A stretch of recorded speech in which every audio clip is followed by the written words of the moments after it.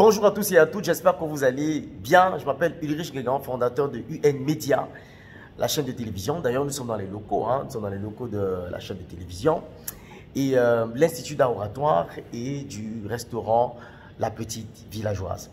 Et aujourd'hui, on va attaquer, j'aimerais parler, échanger un petit peu avec mes frères de la diaspora. Parce que j'ai beaucoup de gens, des frères, des amis, des proches du côté de la diaspora. Et des fois, qui me posent toujours la question, mais Louis, je veux investir au pays, je veux me lancer au pays, je veux faire des activités au pays et tout, et tout, et tout, et tout. Vous savez, avant d'entrer dans ce sujet, il faut comprendre que l'Europe a toujours été, par la forte communication qu'ils ont eue sur nous, a été toujours vue comme un paradis. Okay? D'ailleurs, moi, je le confesse, quand je grandissais dans la nuit, à mes 10 ans, 12 ans, je faisais des rêves qu'on m'avait téléchuté, on m'avait parachuté en Europe.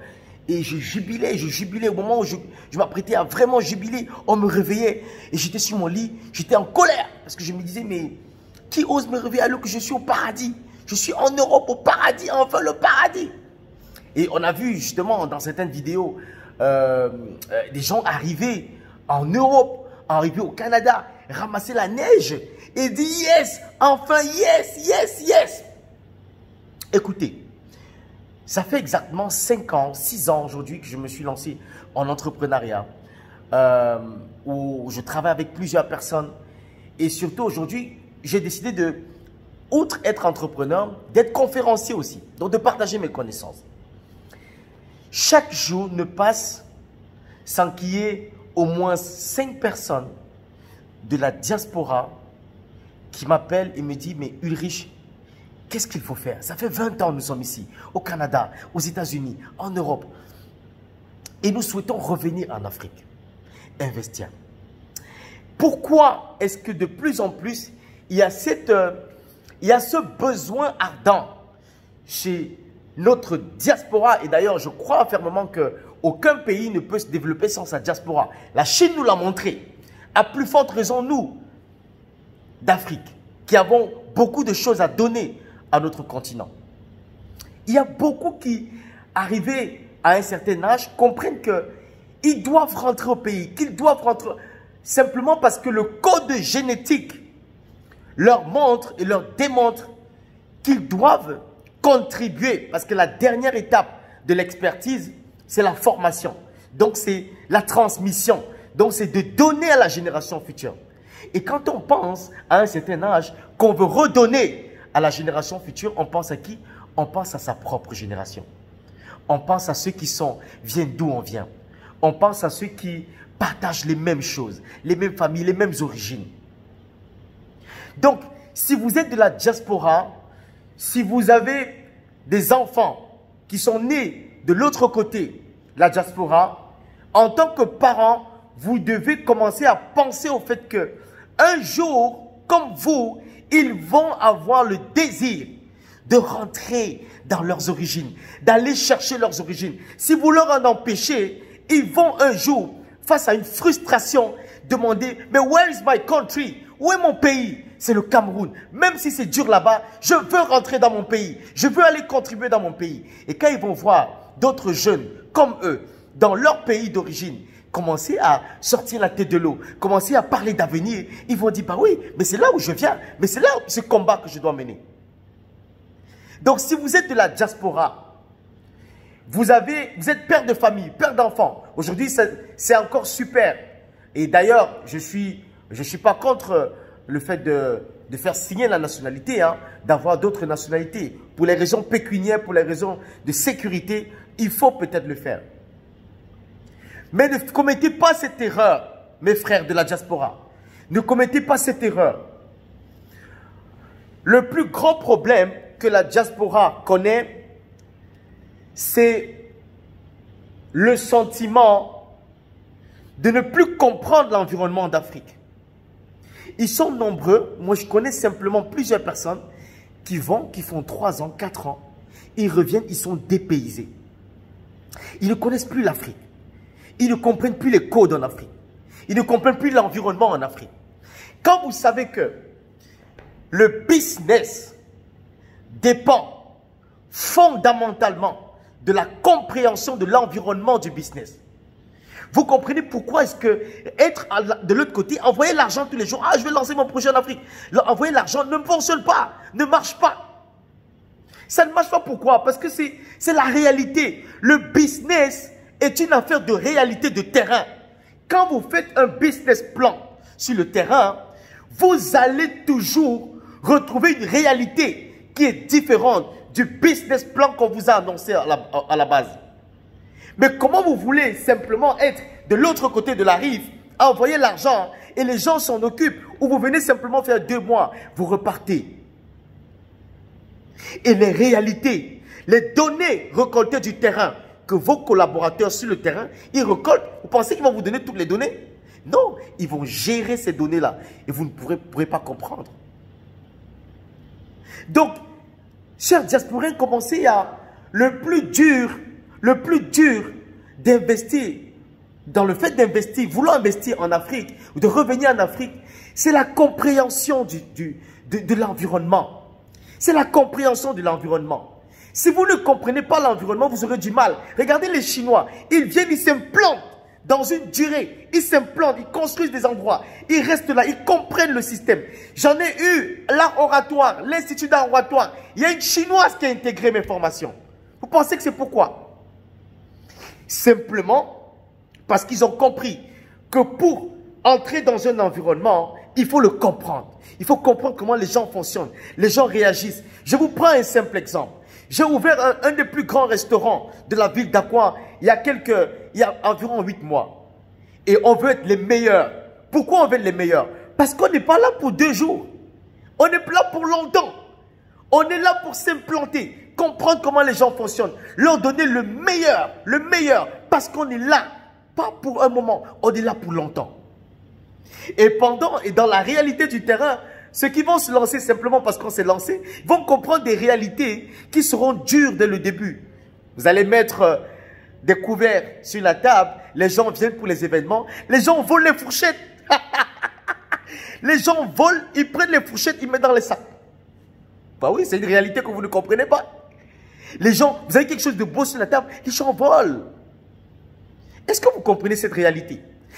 Le personnel sur le terrain, réellement formé, vous n'en aurez pas. Vous devrez former vous-même si vous voulez être professionnel et avoir la vision de la qualité de service que vous voulez. Comment vous allez faire si vous êtes là pour 2 jours?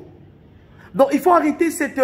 et je parle surtout à cette jeunesse qui veut réussir tout de suite et maintenant. Il n'y a pas un business facile où vous allez vous lancer pour 2 jours, 1 année et exploser. Il n'y a pas ça. À moins que ce soit fake. Il n'y a pas ça. Vous devez vous implanter. Vous devez prendre le temps de comprendre, d'analyser, de réagir, de récolter les données, d'ajuster et de vous projeter. C'est comme ça que vous allez devenir meilleur. C'est comme ça que vous allez maîtriser le domaine. Donc revenons à la diaspora. Comment on va faire quand on pense qu'en envoyant simplement l'argent à distance, on peut construire un business solide? Comment vous allez faire? Et je tiens à vous rappeler que si vous faites un business avec des gens, vous ne comprenez pas le business, vous n'avez pas les retours suffisants, vous n'avez pas l'expérience du terrain, de ce que votre business vous donne, on va vous frapper. Même si c'est la famille, même si c'est votre père et votre mère, ils vont vous frapper. Et ils ne vont pas vous frapper parce qu'ils sont méchants. Non, parce que la nature a horreur du vide. S'ils sentent qu'il y a un vide que vous ne comprenez pas, ils vont le remplir, ils vont le combler.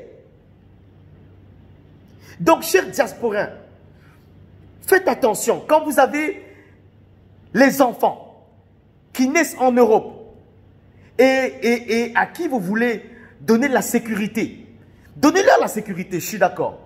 Mais pensez qu'un jour, ils auront le sentiment, l'envie, l'ADN de revenir aux racines. Si vous les avez coupés de leur pays, vous avez coupé de leur environnement et qu'ils ne venaient que chaque 10 ans, il faut comprendre que vous aurez amputé ces enfants-là de comprendre l'environnement dans lequel peut-être ils voudront donner et redonner pour leurs frères.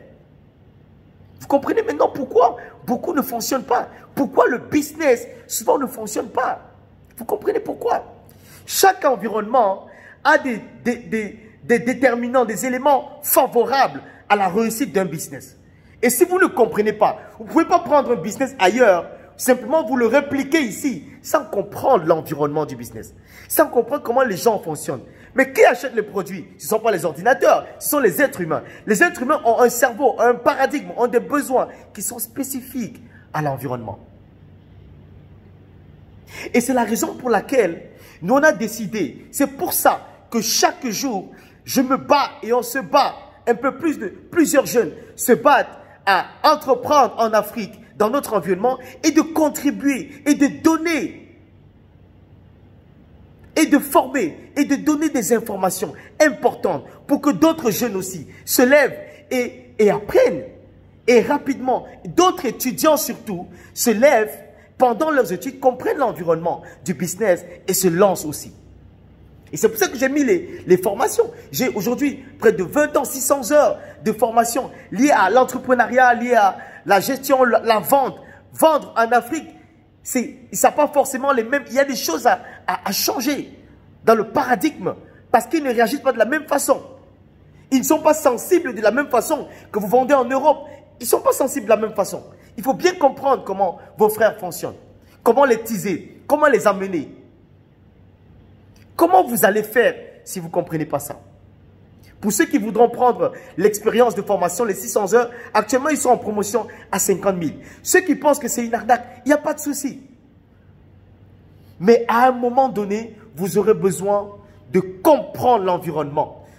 Faites tout, mais ne vous coupez pas à l'environnement pour lequel vous êtes lié à vie. Ne vous coupez pas, chers diasporans. Ne coupez pas vos enfants. Ne coupez pas vos frères. Ne coupez pas vos frères. Et quand je vois par exemple aujourd'hui plein de jeunes qui pensent que l'avenir c'est le rêve, c'est simplement à l'extérieur. Mais je rigole.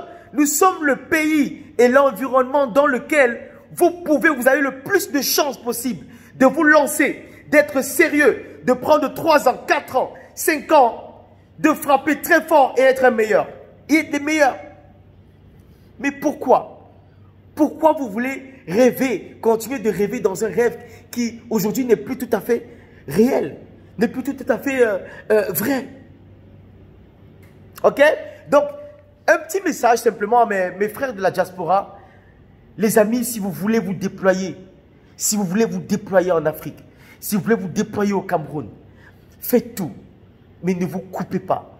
Ne vous coupez pas de la compréhension de comment nous fonctionnons, comment l'environnement est, comment on s'en sort au Cameroun, comment on fait pour s'en sortir. Ne vous coupez pas de ça. Parce que les autres quittent d'ailleurs et ils viennent comprendre cet environnement afin de mieux réussir ici.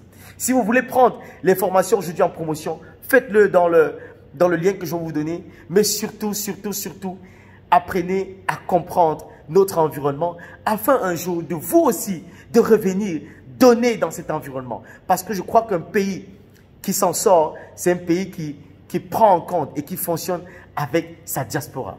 Ok? Portez-vous bien, je vous aime et à bientôt dans une prochaine vidéo.